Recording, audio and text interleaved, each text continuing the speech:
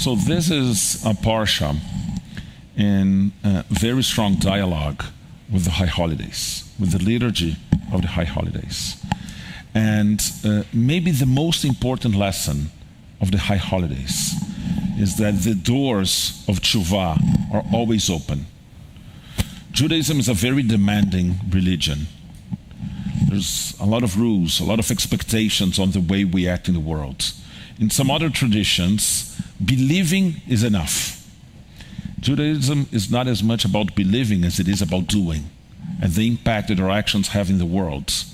So, it's tough to behave as the tradition wants and maybe as we want of ourselves all the time.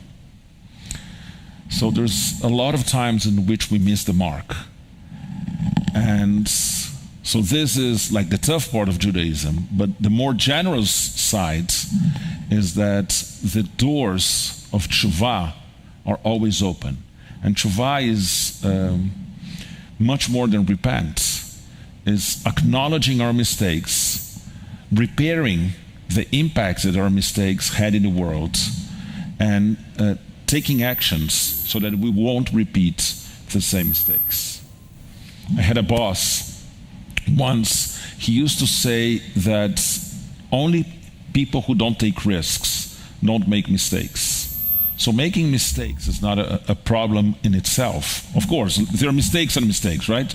But the problem is when we're making the same mistakes all the time. We're not learning anything from when we miss the mark. So the main lesson of the high holidays are the doors are always open for Teshuva. Now, if you had to say, according to the narrative in the Torah, what was the hugest mistake that the Jewish people did?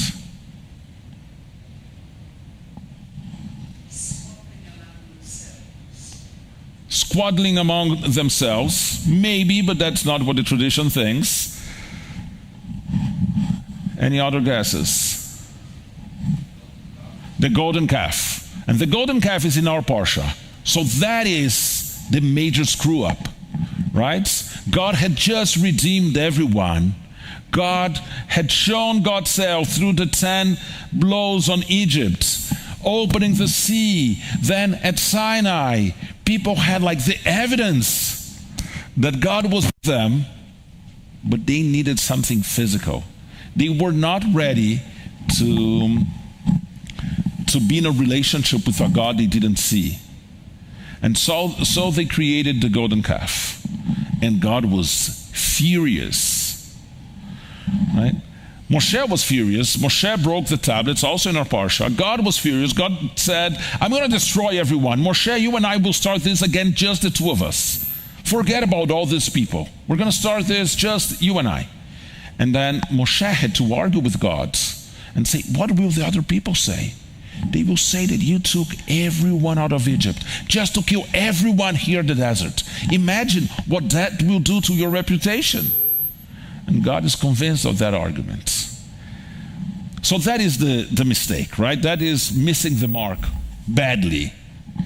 But as I said, the doors of Teshuva are always open. So the reapproachment also happened at our parsha.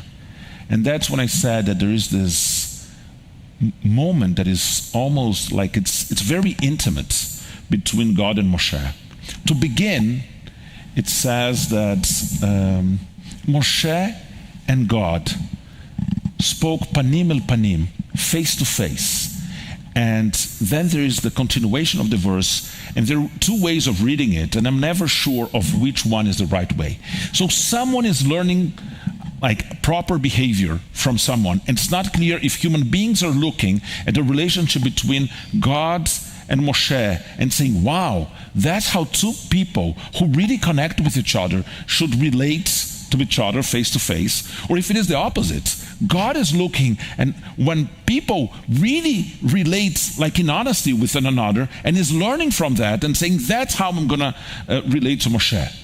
Because the verse says that God and Moshe spoke panim el panim, just like one person speaks to another, or like one person should speak to another, right? So it's not clear who's learning from whom, but maybe both.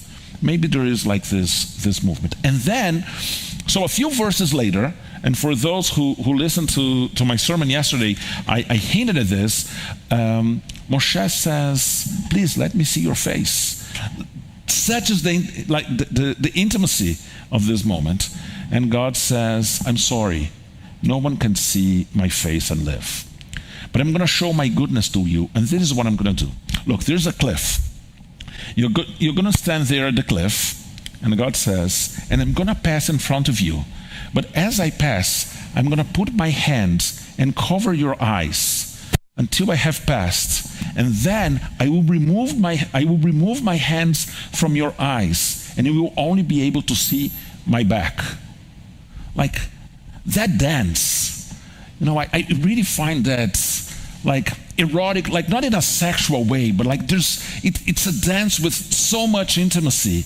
It's so beautiful, and it came right after the golden calf, right? So the possibility of when we make mistakes, of tshuva, of really recognizing our mistakes, really taking actions to repair the impacts, and taking action not to do it again, and then maybe get even deeper in the relationships that we've damaged, right? We've all been in relationships in which we screwed up, and it's an upward ladder, but it's worth taking it. And I'm not only talking about romantic relationships. I'm talking about, with friends, in professional contexts. I'm talking as a society. I'm talking about places in which we've hurt each other. And the psalm that I sang earlier, it says, "Healer of the brokenhearted, binder of the wounds." And I explained to you that atzvotam, etziv, liot atzuv, it's to be sad. Etziv is like sadness. So God is the one who heals the brokenhearted and who deals with our hurts. And may it be the divine spark in each one of us will be part of that process of tending to the brokenhearted, especially when it was us who broke other people's hearts. So let's stay with that.